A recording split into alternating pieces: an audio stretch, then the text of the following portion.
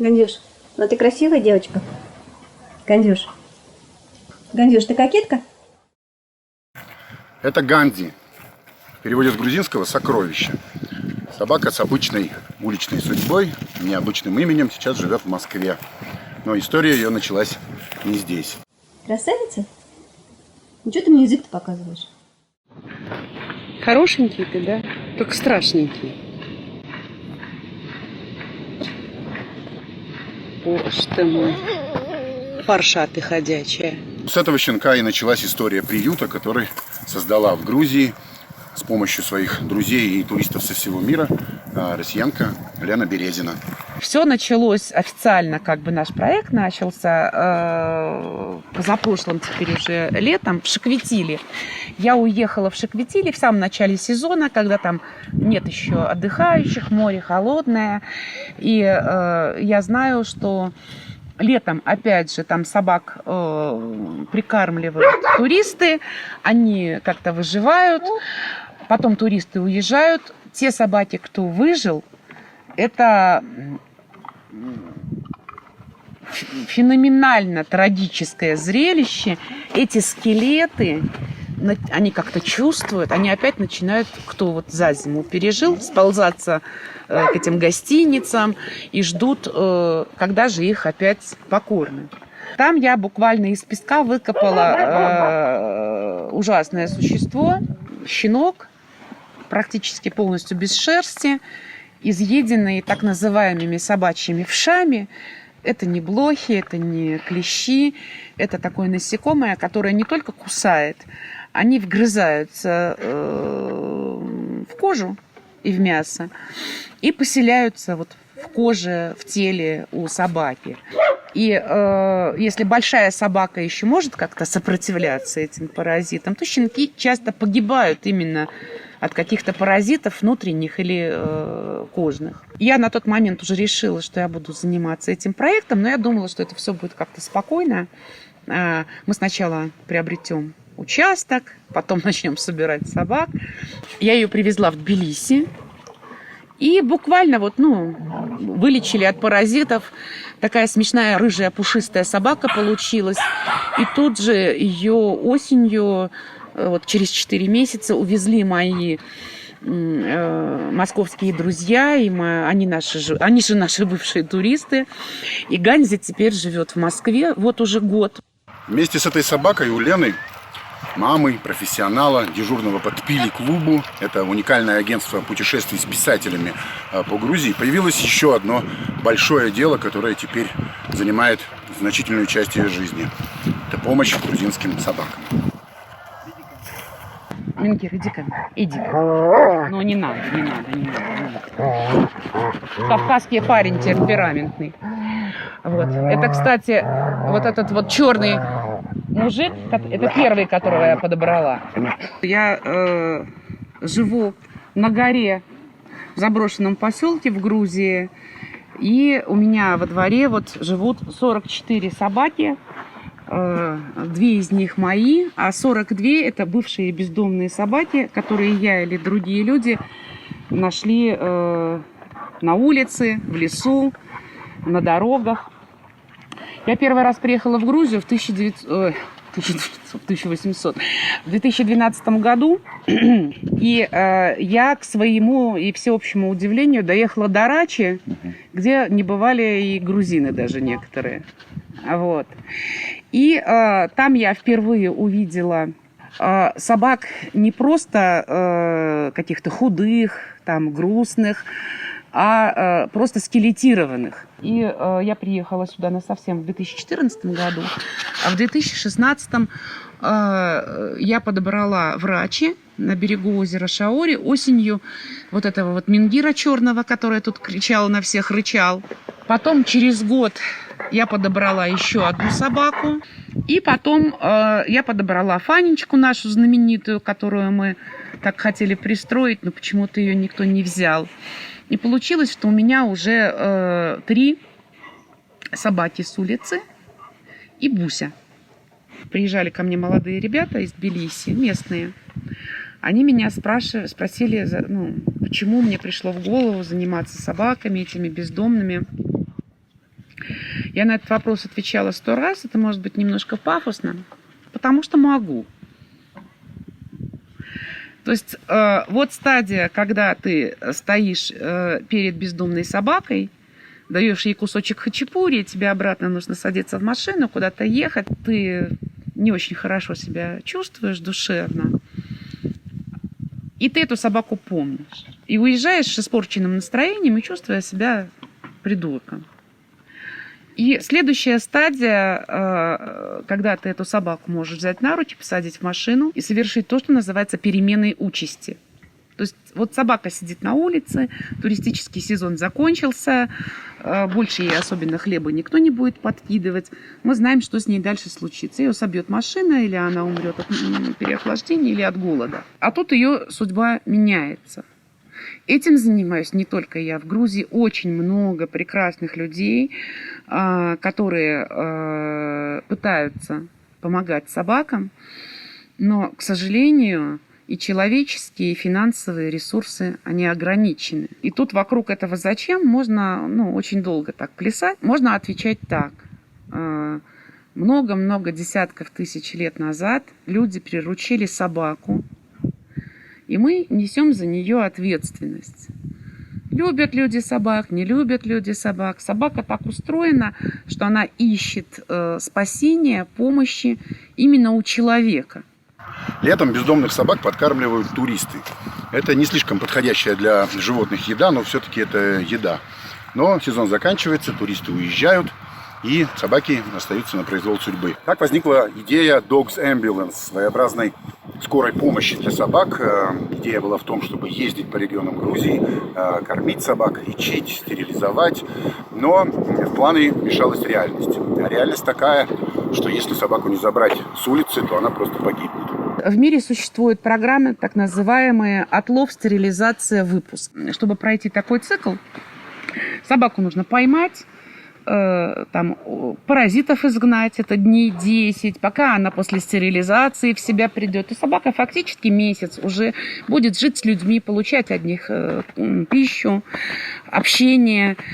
Как после этого выставить ее обратно на улицу, как полагается по такой программе, для меня до сих пор вопрос нерешенный.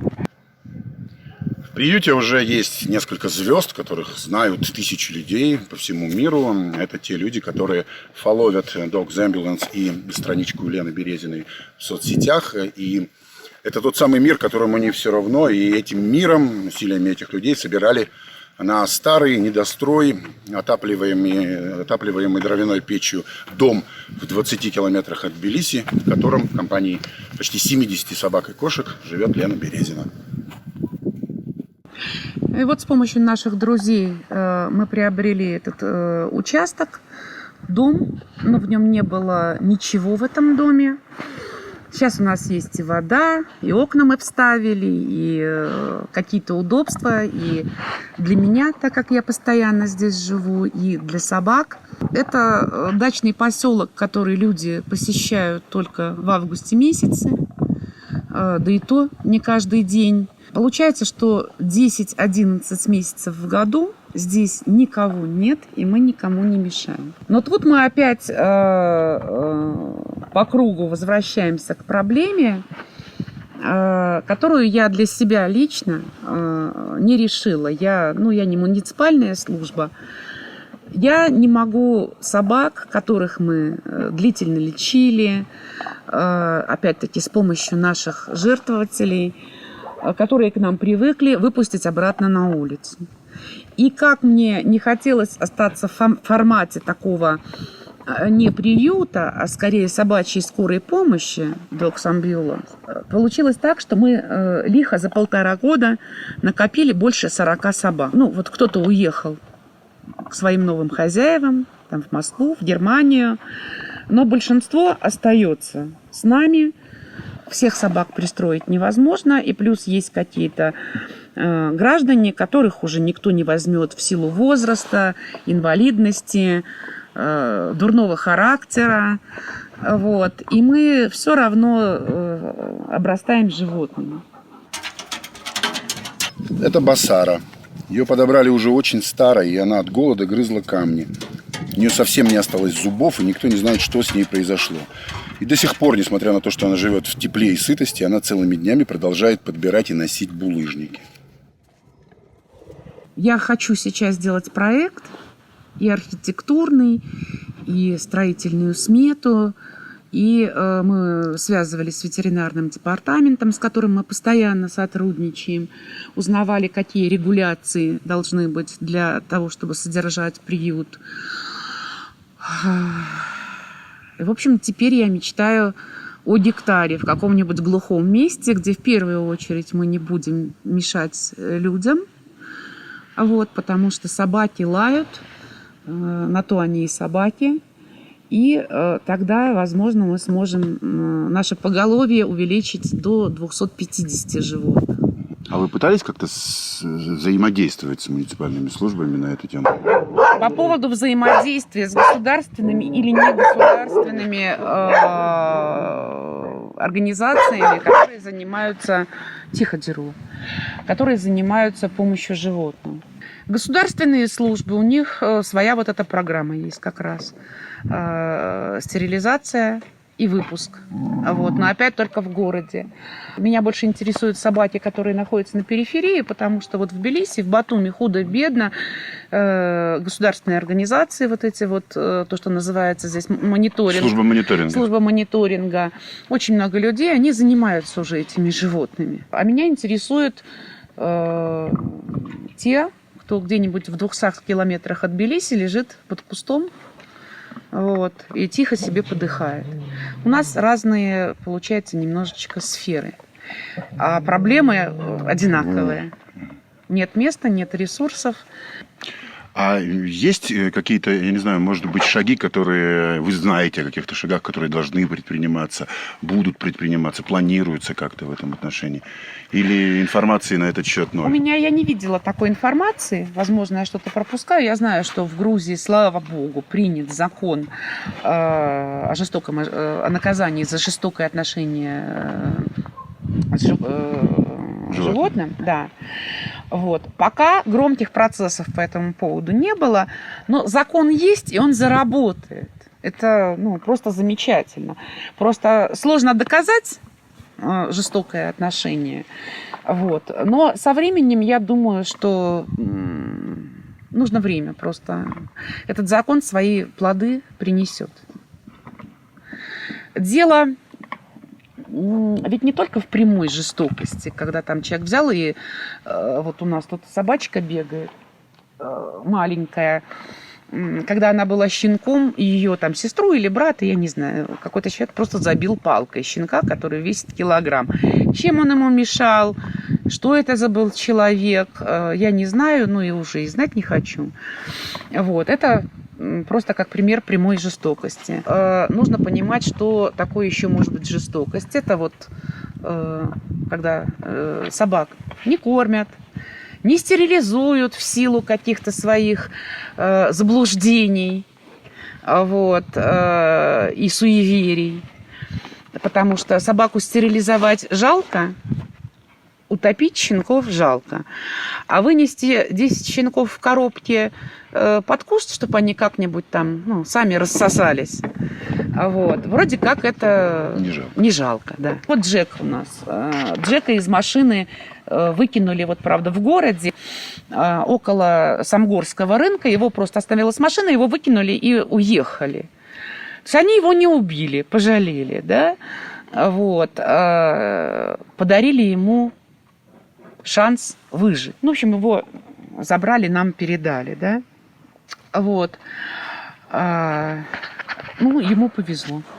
Это такой ложный гуманизм, когда котят или щенят, или собак выносят куда-то в более-менее людное место и надеются, что у них там совесть чиста, потому что они собаку эту не убили.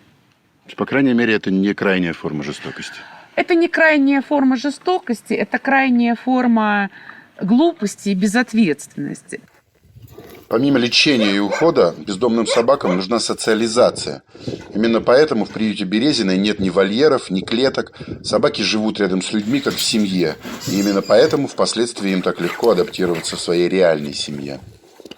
Скольких вам удалось собак пристроить или кошек за последний, скажем, год? Сейчас трудно всех сосчитать. Одну собаку забрала у нас моя знакомая московская. Люди помогли перевести в Москву собаку. Потом она некоторое время подумала и через 3 месяца взяла у нас еще одну собачку маленькую, подружку вот этой большой. И третьим туда уехал кот. Вот одна собака у нас уехала в Петербург нежданно-негаданно.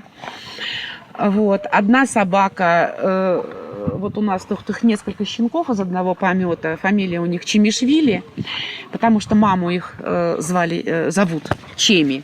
Одна вот Чемишвилина уехала у нас на Украину, увез ее наш строитель с собой, не смог расстаться. Вот он сам родом из Чернигова. Чеми сама уехала в Самару. Такая романтическая история получилась. Мы нашли около Зистофони в таком скелетированном состоянии. Мы ехали с туристами. Забрали мы эту собаку. Посадила ее туристка себе на колени, чтобы собака никому не мешала. Ну, дальше мы там занимались собакой. Через год она вернулась и сказала, что весь год думаю об этой собаке. И увезла Чеми вот в Самару. Макси? Макси, komm mal her, meine Kleine. Нина живет в Германии. У них там небольшая ферма. Такое очень прекрасное пасторальное место. Они занимаются сельским хозяйством с мужем. Нина выбрала собаку по фотографии. Ждала 4 месяца, пока собака сможет выехать, потому что в Европу не так просто вывезти из Грузии собаку. И Нина из Германии сама прилетела за этой собакой. Это какая-то история и о любви, и об ответственности, потому что приехать из Германии специально в Грузию за собакой – это поступок. Эта собака уехала через полгода в Германию. И она так сразу восприняла Нину как хозяйку. И вот эта собака, которая дальше от Тбилиси никуда не ездила, она на удивление прекрасно прилетела и в Берлин, и сразу на поводке спокойно в метро шла, и пока они пересели на поезд, как будто она всю жизнь с этой женщиной рядом путешествовала среди большого такого, огромного города. Вот. Ну, в общем, не так много. На самом деле, около 10 собак, наверное. Каждый новый подобрыш Березина – это не только история боли, страдания, одиночества, бесконечного собачьего доверия и человеческого равнодушия. Это еще и дела и проблемы, которые нужно делать и решать ежедневно. Это бесконечные счета за лечение и стерилизацию, это дрова, это бензин для генератора, это более тонны самого дешевого, тут уж не до лакомств, собачьего корма ежемесячно. Только старикам и щенкам покупают подороже и получше. Электорат Березиной насчитывает уже более 40 собак и 30 кошек, и каждому питомцу ежедневно нужна забота, тепло и уход. Мне бы очень хотелось, чтобы каждая бездомная собака обрела своего хозяина. Не только потому, что вот хорошо иметь собачку, а потому что собака, бездомная сирота. И, может быть, человек, если задумается, то он поймет, что он может помочь живому существу. Совершенно не потому, что ему там собачек не хватает, или там у него квартира слишком там большая, надо кого-то поселить, а именно потому, что захочет помочь живому существу. Собаки, побывавшие на улице, они непростые, они все со своими характерами, с какими-то психологическими травмами. Но если человек берет такую собаку, он не только приобретает пушистого друга, он просто может помочь. Апорт. Ко мне. Это замечательная собака Джули. День съемок. Она уехала вместе с нашей съемочной группой в новый дом. Вы тоже можете помочь приюту финансово, участием, временем. Ну или найти себе в приюте друга и члена семьи.